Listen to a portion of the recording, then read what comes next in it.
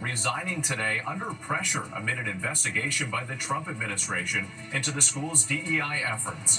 The mystery solved, what we've learned about that fireball streaking across several southern states. And America Strong tonight, the Jeopardy contestant and the game-winning clue that fans are calling the most amazing coincidence in the history of Jeopardy. From ABC News World Headquarters in New York, this is World News Tonight with David Muir. Good evening. It's great to have you with us on this Friday night. I'm Whit Johnson in for David. And we begin with that major ruling from the U.S. Supreme Court, strengthening President Trump's authority in a decision involving birthright citizenship. The 6-3 decision along ideological lines, ruling that federal judges cannot put nationwide blocks on a president's executive orders. Justice Amy Coney Barrett writing for the majority that federal courts do not exercise general oversight of the executive branch. Justice Sonia Sotomayor writing for the justices in dissent that the president's bid to end birthright citizenship makes a solemn mockery of our Constitution. President Trump calling it a big win, making a rare appearance in the White House briefing room today, saying he'll now move forward with his plans to limit birthright citizenship. The Supreme Court ruling may also allow the president to charge ahead on other parts of his agenda. ABC's senior Washington reporter Devin Dwyer leads us off at the Supreme Court. Tonight, the Supreme Court's conservative majority dramatically limiting the ability of federal judges to check presidential power. The 6-3 decision allows President Trump to move forward with plans to end birthright citizenship, which has been law of the land for more than 100 years. This morning, the Supreme Court has delivered a monumental victory for the Constitution, the separation of powers, and the rule of law. Federal judges in 3 states had ruled Trump's order on birthright citizenship blatantly violates the Constitution and Supreme Court precedent, issuing nationwide injunctions blocking the order from taking effect. But today, Justice Amy Coney Barrett, writing for the majority, said those sweeping injunctions went too far and that federal courts do not exercise general oversight of the executive branch. They resolve cases and controversies. I want to thank Justice Barrett, who wrote the opinion brilliantly, as well as Chief Justice Roberts, and Justices Alito, Gorsuch, Kavanaugh, and Thomas. Great people. In a biting dissent, Justice Sonia Sotomayor said the liberal justices would not join so grave an attack on our system of law, saying Trump's bid to end birthright citizenship makes a solemn mockery of our Constitution. The court's decision took no position on whether Trump's executive order is constitutional, though the ruling does let him put it into effect in 30 days. But at the White House today, no explanation of how that would work. Attorney General Pam Bondi deflecting when pressed on how exactly citizenship for newborns across America would be determined. Who would be tasked with actually vetting citizenship? And how, would this be a situation where you have nurses and doctors checking for citizenship of parents? Or?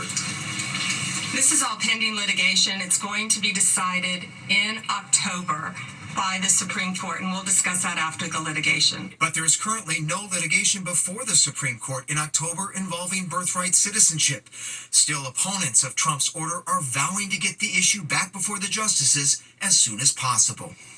With the impact of today's decision could be far-reaching. Dozens of federal judges have issued nationwide injunctions against some of President Trump's controversial policies, from layoffs of federal workers to federal funding freezes of foreign aid. Some of those injunctions may now need to be rolled back or lifted entirely. Whit? And Devin, the Supreme Court also issuing several other major rulings today. It sure did. The Supreme Court upheld those popular Obamacare no-cost preventive health care services. The justices also said that parents have a right to remove their children from classrooms when LGBTQ books that violate their religious beliefs are used. And the court upheld online age verification for adult websites in an effort to protect children. Whit? All right, Devin Dwyer with that major news from the Supreme Court. We appreciate it. Thank you. We move now to the dangerous weather threat as we come on tonight. Powerful thunderstorms and more than 8,000 flights already canceled or delayed nationwide. Severe weather on the way for parts of the upper Midwest and along the I-95 corridor, including D.C., New York, and New England. And the scorching temperatures rising again in the Northeast. Lee Goldberg with the forecast in just a moment. But first, here's ABC's Stephanie Ramos. Tonight, severe storms battering much of the heartland for a second straight day. More than 750 flights delayed at Chicago airports, dozens more canceled. That system prompting a traffic nightmare overnight on the West Virginia Turnpike. South of Charleston, part of the road closed due to high water. Local officials say they got 5 inches of rain in just 45 minutes. Alex Wilkinson telling us she and her sister Samantha were stuck for 8 hours. When you're stuck, you just make the best of it. And tonight, we're hearing the harrowing story of Deborah Metler. I had been in what was a family room and stepped out, which was good because it's no longer there at all. An EF1 twister with 90-mile-per-hour winds lifting her Largo, Florida home off the ground, suspending it midair for 15 seconds Wednesday evening while she was inside. Telling our Tampa affiliate WFTS, I didn't realize I was actually up in the air. I was too busy doing somersaults and getting thrashed. And Whit, here in the Northeast, after that extreme heat wave earlier this week, the temperatures are rising again. It will feel like mid-90s tomorrow with a chance of thunderstorms. Whit. Stephanie Ramos, thanks. Let's get right to Chief Meteorologist Lee Goldberg with our New York station WABC. And Lee, you're tracking some dangerous storms hitting right now. Yeah, what that's happening as the heat is moving from the Midwest into the Northeast. Here in the Northeast, our trip back in time to May is coming to an end. We'll warm up over the weekend, but some big storms right now working north of Detroit, just south of Pittsburgh. There's some flood issues from Pittsburgh to Roanoke this evening. A new tornado watch on the western side of that hot high in North Dakota. A severe thunderstorm watch in parts of Nebraska. Now, even though it's comfortable in the Northeast, we have all this heat from Memphis all the way up into the Ohio Valley. See how cool it is in the Northeast? That's going to change big time over the weekend. As that happens, we have storms from New York City, D.C., up to Albany, especially in the late day and evening could be gusty. Another severe threat near Minneapolis, back to Sioux Falls. Now, in terms of the big holiday week of the 4th of July, you know what? No major heat wave, but the heat is from the northern Rockies into the east, cool in the southwest because of the monsoon. Whit? All right, we'll be tracking it. Lee Goldberg, thank you. A woman is recovering tonight from a suspected shark bite at a popular beach on New York's Long Island. She was standing in waist-high water, getting lacerations on her leg and foot. That bite, one of several incidents already this season. Here's ABC's Faith Abube. Tonight, officials say a sand tiger shark most likely bit a woman in New York's popular Jones Beach on Long Island. The 20-year-old was waist deep in the water at the Central Mall beachfront after 4 p.m. on Wednesday, when authorities say she sustained minor lacerations to her left foot and leg. Nope, that's a shark. This baby shark spotted at Jones Beach that same morning, but not the one believed to have bitten the woman.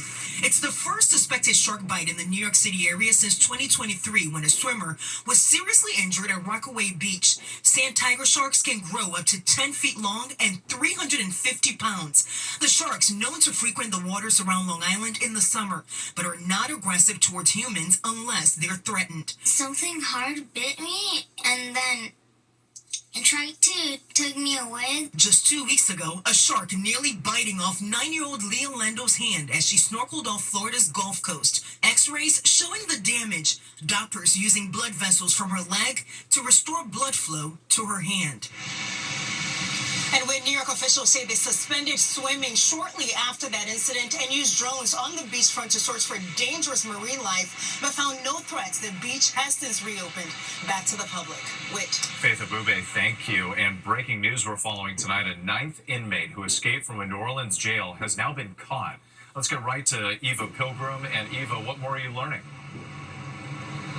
Well, that breaking news just coming in. Authorities saying they have captured Antoine Massey after 6 weeks on the run. This is the moment Massey and 9 other inmates escaped on May 16th, seen running out of the New Orleans jail. Their disappearance was not noticed for several hours. 33-year-old Massey was found today at a home in New Orleans. He was in jail for domestic abuse battery involving strangulation as well as theft of a motor vehicle. Videos had surfaced on social media earlier this month appearing to be Massey. That led to a failed raid. There's still one more inmate, a convicted murderer on the run tonight, but a major break so far in this case. Whit? Sure is. Eva Pilgrim, thank you. Now to the Sean Diddy. A university president has resigned under pressure from the Trump administration. University of Virginia President James Ryan stepping down today over the school's efforts on DEI policies. Here's ABC's senior political correspondent, Rachel Scott. After months of pressure from the Trump administration over diversity, equity, and inclusion initiatives, tonight the president of the University of Virginia announcing he will resign rather than battle the federal government. James Ryan writing, I'm inclined to fight for what I believe in, and I believe deeply in this university, but I cannot make a unilateral decision to fight the federal government in order to save my own job. The Trump administration has launched a series of investigations into universities, including a probe at UVA over its DEI efforts. Sources tell ABC News the Justice Department demanded Ryan step down as a condition to settle that ongoing investigation. Protests on campus today in support of Ryan. Virginia's Democratic senators outraged. The fact that the federal government would get in and decide that it should micromanage who the president of UVA is just frankly shocking.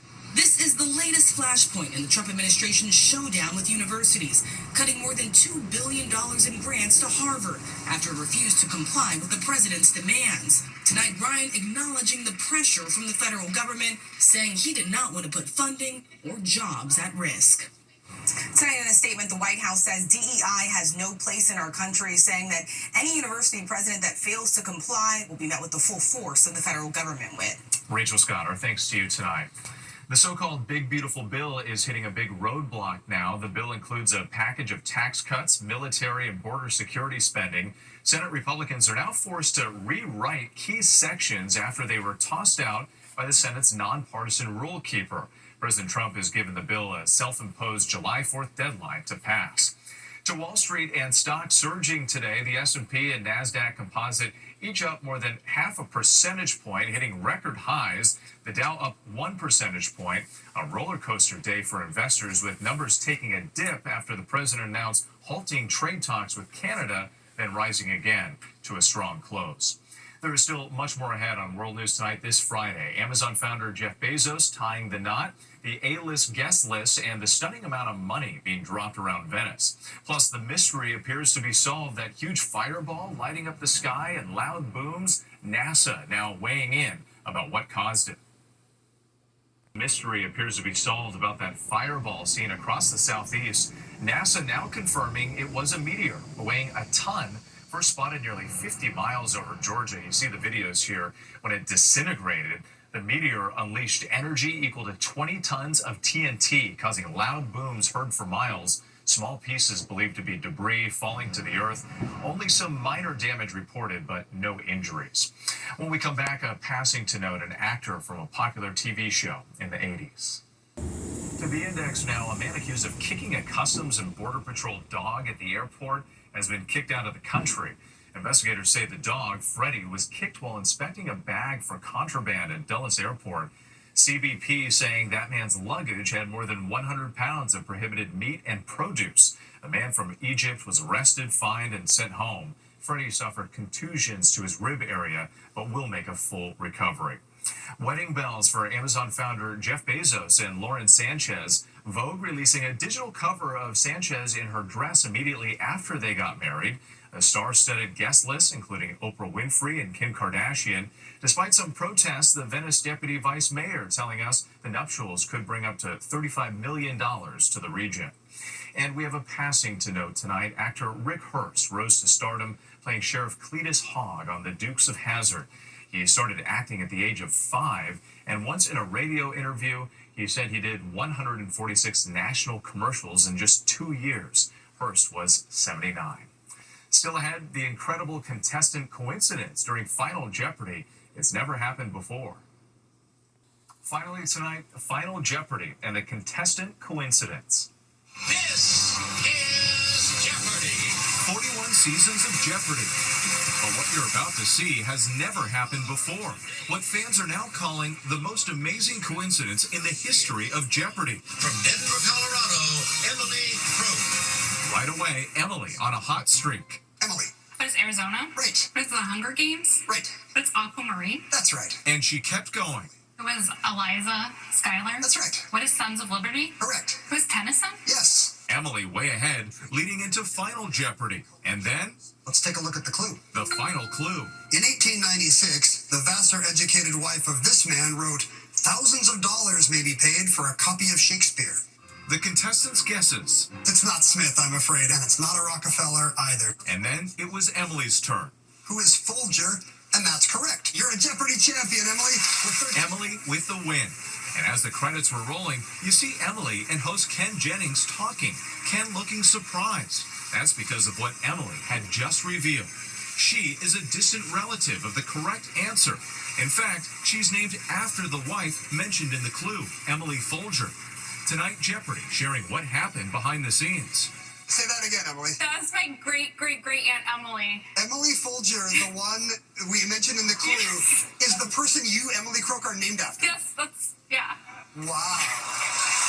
And joining us tonight, Emily on the moment. Nothing could have prepared me for the moment of seeing a Final Jeopardy clue about my family. It was the most out-of-body experience of my life. Emily sharing these family photos with us. Emily with her mother, Emily Folger's great-great-niece, and Emily's grandmother, also named Emily. Tonight, Emily and her message. Needless to say, I am still processing the weirdest coincidence of my life. Thank you to Jeopardy, the Jeopardy community, and everyone out there who loves learning and exploring the world around us. Oh, we just love that moment. I'm Whit Johnson in New York. Thank you so much for watching. Good night. Most watched newscast in America.